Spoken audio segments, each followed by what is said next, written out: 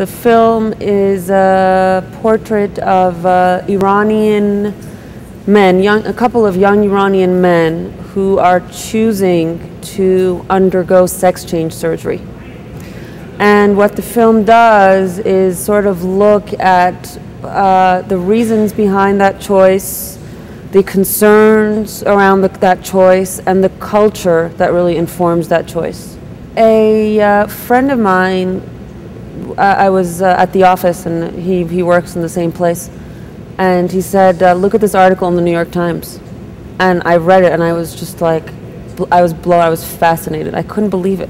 What I did was, before I went there to actually find where they are and contact them, I contacted a journalist, an English journalist, who had written an article about this very thing, and I called him up on his cell phone in Iran, and he gave me the phone numbers of the doctor, his assistant, the cleric who's in the film, and I first spoke with them quite a bit on the phone, and developed a relationship, you know, with like, when are you coming? Are you coming yet? And I was like, I'm coming. And so by the time I got there, it was like a bit of it was nice, it was friendly. I don't want to draw any complete conclusions in terms of because it's so complex and multi-layered, that one of the things I tried to do with the film is keep those issues somewhat ambiguous, so that the audience can walk away with questions instead of definitely finding a closed system of, oh, that's what's going on. You know, that's one way of looking at it.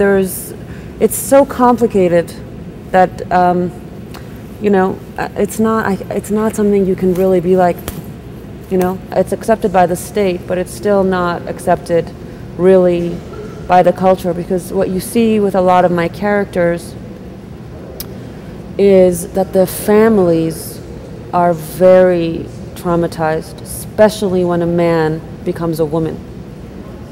It's just such a, like, what's the opposite of a promotion? A demotion?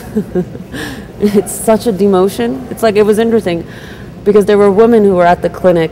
I didn't end up following any of them because none of them that I found were vibrant enough to follow. But though the women that were becoming men, it was like almost a different story. It was like the families were kind of like, well, it wasn't thrilling. They would prefer not to have a problem, but it was kind of like, you know, he's acting masculine, he's become a man. It's not like this constant source of like embarrassment, whereas a feminine man is just like the honor of the family. That's a cultural phenomenon, which I think, you know, was probably the same here like 50 years ago.